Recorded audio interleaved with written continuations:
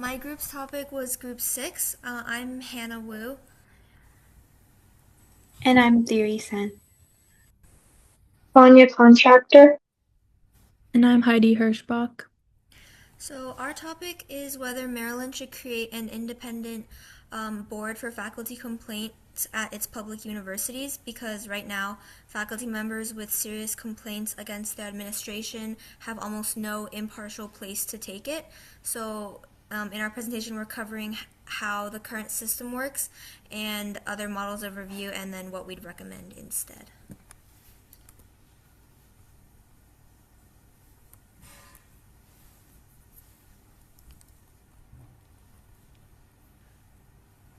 Okay, so the problem with the current faculty complaint procedures is the structure. A faculty complaint goes through the university's own grievance process, which follows the university's system of Maryland Board of Regents policy on grievances, which mandates that the complaint process ends with the president. While a faculty committee may review the complaint, its role is adversary. The president can overrule the committee's finding and thus has the final say. So the administration is receiving and judging complaints about itself. In fact, nationally, about a third self-censor what they write, and nearly 40% worry a misunderstanding could cost them their job. The flowchart that we have included shows how the current complaint system works. Informal talks, formal grievances, and committees are all internal processes and eventually drain into the red box, the president, where the complaint stops. There is no appeal within the institution after that. The arrow leading to certain subjects like discrimination and misconduct gets routed to separate offices that are still inside the administration.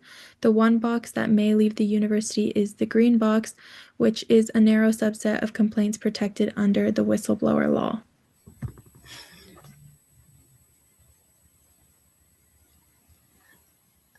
Okay, so while whistleblower law seems like a positive solution as an internal office addressing complaints, its scope does not cover most faculty complaints. Maryland has 6 whistleblower laws, and the one that fits a professor only protests reports and fraud, ways breaking the law, or a danger to the public safety. But more common complaints, such as the unfair tender denial, a hostile department chair, or the lack of academic freedom, do not fall under these categories and therefore never reach an independent board that helps evaluate their grievances. An ombud is a neutral person the university sets up as a confidential board, and if faculty members have a problem, they can talk to the university's ombudsman off the record, and they will give advice and also, if necessary, help find both sides a solution. Most Maryland public universities have one, such as UMD College Park.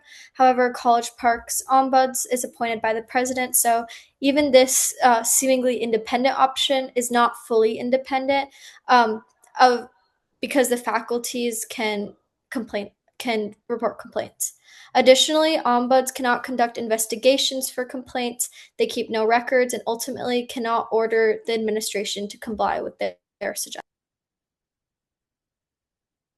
So, our recommendation is to implement an independent faculty complaint review board in 6 parts. Oops, sorry.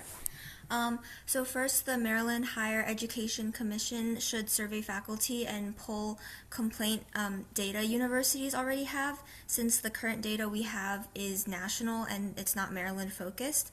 And next, we should keep the board fully independent and outside of any one campus, and it should be comprised of faculty and no sitting administrators.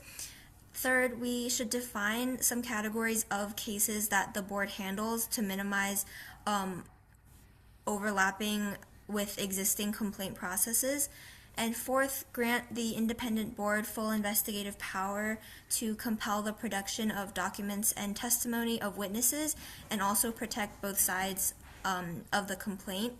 And fifth, enforce the board's decisions as final and binding, which includes protecting faculty's rights to use the board and also requiring universities to comply with orders or appeal to a court if they think that the board has made a mistake. And lastly, the board should produce an annual report to the Board of Regents, the Maryland Higher Education Commission, and also the General Assembly, along with a formal review of the board's performance after about 5 years to gauge its effectiveness and what might have to change. And the most feasible aspects of our case are the initial study, the annual and 5-year reporting, and protecting the faculty who come forward to the board with complaints, because they're cheap and these suggestions are cheap and will likely face little resistance from institutions.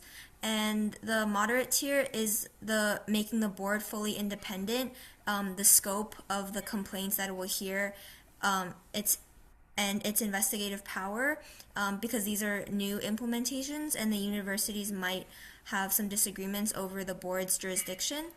And the hardest part is guaranteeing the binding authority that the board has, since it takes the final decision-making power away from the president, but it's also the most important power that the board should have. But the first step would still be having the MHEC study current complaints and resolutions, because it will give the state better data to implement an independent complaint review board. And yeah, thank you. Are there any questions? Thank you, the team. And I really appreciate this. And it's really beautiful, like thinking about the process, workflow, and then make a really nice recommendation, like 3 different levels of recommendation. I definitely agree with you. That's 3 different levels. They are quite different, right, in terms of the difficulty there.